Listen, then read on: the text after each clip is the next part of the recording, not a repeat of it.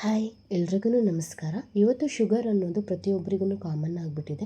ಮನೆಯಲ್ಲಿ ಒಬ್ಬರು ಅಲ್ಲ ಇಬ್ಬರಿಗಾದ್ರೂ ಶುಗರ್ ಇದ್ದೇ ಇರುತ್ತೆ. ಅದು ನಮ್ಮ ಹೆರಿಡಿಟಿ ಆಗಿರ್ಬೋದು, ನಮ್ಮ ಲೈಫ್ ಸ್ಟೈಲ್ ಆಗಿರ್ಬೋದು, ನಮ್ಮ ಫುಡ್ ಸ್ಟೈಲ್ ಆಗಿರ್ಬೋದು.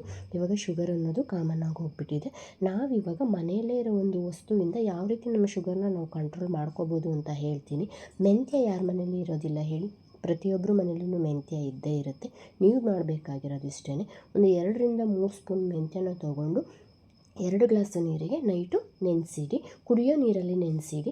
ಅದೇ ನೀರನ್ನ ಬೆಳಿಗ್ಗೆ ಎದ್ದು ನೀವು ಚೆನ್ನಾಗಿ ಕುದಿಸ್ಕೊಳ್ಳಿ. ಕುಡಿಯೋ ನೀರಲ್ಲೇ ನೆನೆಸಿಡೋದ್ರಿಂದ ಅದು ನೀಟಾಗಿ ಅದರಲ್ಲಿ ಎಲ್ಲ ಪೋಷಕಾಂಶಗಳು ನೀರು ಅಬ್ಸರ್ವ್ ಮಾಡ್ಕೊಂಡಿರುತ್ತೆ. ಅದನ್ನು ಯಾವ ಥರ ನೀವು ಕುದಿಸ್ಕೋಬೇಕಂತ ಅಂದರೆ 2 ಗ್ಲಾಸ್ ಇರೋವಂಥ ನೀರು ಅದು ನಮಗೆ 1 ಗ್ಲಾಸಿಗೆ ಬಂದು ನಿಂತ್ಕೊಳ್ಬೇಕು. ಅದನ್ನು ಆ ಥರ ಕುದಿಸಿ ಆದಮೇಲೆ ನೀವು ಅದನ್ನು ಒಂದು ಗ್ಲಾಸಿಗೆ ಶೋಧಿಸ್ಕೊಂಡು ಆ ನೀರು ತಣ್ಣಗಾದಮೇಲೆ ನೀವು ಕುಡಿತಾ ಬನ್ನಿ. ಈ ರೀತಿ ನಿಮ್ಮ ದಿನ ಮಾಡೋದ್ರಿಂದ ನಿಮ್ಮ ಕೊಲೆಸ್ಟ್ರಾಲ್ ಕೂಡ ಕಡಿಮೆ ಆಗುತ್ತೆ, ನಿಮ್ಮ ಶುಗರ್ ಲೆವೆಲ್ ಕೂಡ ಕಡಿಮೆ ಆಗುತ್ತೆ. ಅದೇ ರೀತಿ ಬಾಡಿ ತಂಪು ಕೂಡ ಮಾಡುತ್ತೆ. ಮೆಂತ್ಯ ತುಂಬ ತಂಪು ಮಾಡುತ್ತೆ ಬಾಡಿನ.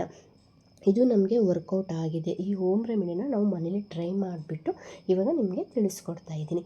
ಈ ಮಾಹಿತಿ ನಿಮಗೆ ಇಷ್ಟ ಆಗಿದರೆ ಲೈಕ್ ಮಾಡಿ, ಶೇರ್ ಮಾಡಿ, ಕಮೆಂಟ್ ಮಾಡಿ, ಹಾಗೆ ಸಬ್ಸ್ಕ್ರೈಬ್ ಕೂಡ ಮಾಡ್ಕೊಳ್ಳಿ. Thank you.